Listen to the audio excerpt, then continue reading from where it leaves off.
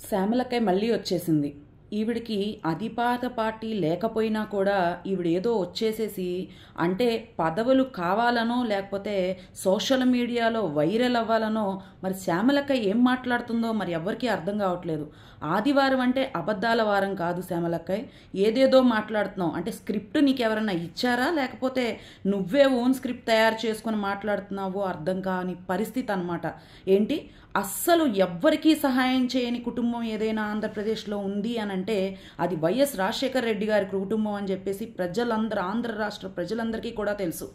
మరి నువ్వేం మాట్లాడుతున్నావు? ₹1 డొనేషన్ ఇచ్చాడా? ఏ ఒక్కయి ₹1 డొనేషను ఎక్కడ పెట్టుకుని ఇచ్చారు? ఎక్కడిచ్చారు? ఏ పేపర్లో వచ్చింది?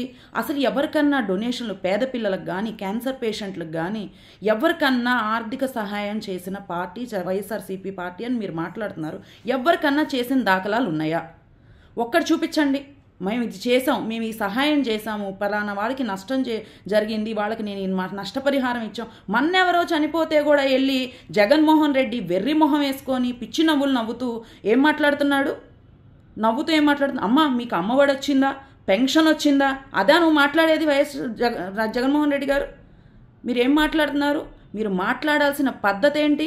మీరు మాట్లాడాల్సింది అమ్మ మా పార్టీ నుంచి మేము ప్రతిపక్షంలో ఉండి కూడా మా పార్టీ నుంచి మీకు ఇంత ఆర్థిక సహాయం చేస్తాం, మీ పిల్లలకి చదువులకు సహాయం చేస్తాం, ఇవి మాట్లాడకపోగా ఎప్పుడు అదొచ్చిందా ఇదొచ్చిందా అసలు ఏమి ఇచ్చారు ప్రజలకు అని చెప్పి మేము డైరెక్ట్గా ప్రశ్నిస్తూ ఉన్నాం. తండ్రి అధికారాన్ని అడ్డం పెట్టుకొని 43,000 కోట్లు స్కామ్ చేసిన జగన్మోహన్ రెడ్డి గురించా నువ్వు మాట్లాడుతుంది? లేకపోతే 11 సిబిఐ కేసులు 6 ఈడీ కేసులు పెట్టుకొని 16 నెలలు జైల్లో కూర్చున్న జగన్మోహన్ రెడ్డి గురించి మాట్లాడుతున్నావా నువ్వు? దేని గురించి మాట్లాడుతున్నారు, దేని గురించి ప్రశ్నిస్తున్నారని చెప్పి మీరు ఒకసారి ఆలోచించుకోవాల్సిన పరిస్థితి. అంటే జనాలు మీరు ఏది చెప్పినా ఏది మాట్లాడినా వెర్రి వెంగళప్పల్లాగా నమ్ముతారు అనుకోవడం మీ పిచ్చితనం.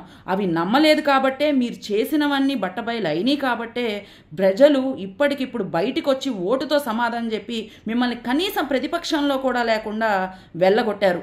ఇకనైనా బుద్ధి తెచ్చుకోండి. ప్రజలకి ఏం మంచి చేయాలి ఏంటి? ఇప్పుడైనా వరద బాధితులకి మా తరపున మా పార్టీ తరపున ఏ సహాయం చేయాలి? అరే తండ్రి కొడుకులు ఆ రకంగా బయటికి వచ్చి నాయకులకు పిలుపునిచ్చి సీఎం రిలీఫ్ ఫండ్కి పిలుపులు ఇచ్చి ప్రతి ఒక్కళ్ళు సహాయం చేస్తూ ముందుకు వస్తుంటే ₹10 కూడా మీరు ఖర్చు పెట్టకపోగా ₹10 కూడా మీరు దానం చేయకపోగా ఏ మొహాలు వేసుకొని మళ్ళీ మీరు తండ్రి చేయట్లేదు కొడుకు చేయట్లేదు అని చెప్పేసి ఆ శ్యామల ఎలా ప్రశ్నిస్తుందని చెప్పేసి మేము అడుగుతా ఉన్నాం. ఏమ్మా యాంకర్గా నువ్వు ఎన్ని వేషాలు వేసావో, యాంకర్గా ఉంటూ నువ్వు ఎన్ని హోటల్స్కి తిరిగావో, నీ భాగోతం ఏంటో నీ కుటుంబం ఏంటో ప్రతి ఒక్కటి జనాలకి ప్రత్యేకంగా నువ్వు చెప్పాల్సిన అవసరం లేదనుకుంటా. ప్రతి ఒక్కళ్ళకి నీ బతుకేంటో తెలుసు, నువ్వేంటో తెలుసు.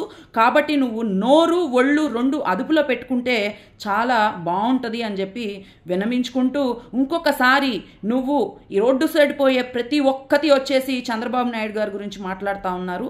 అంటే మీరు తెల్లారిందాక పాయసం చల్లారలేదని చెప్పేసి మీరు బాబు గారి పేరు ఎత్తే అర్హత కూడా మీ పార్టీలో కనీసం ఒక్కడికి కూడా లేదని చెప్పేసి మేము తెలియజేస్తా ఉన్నాం.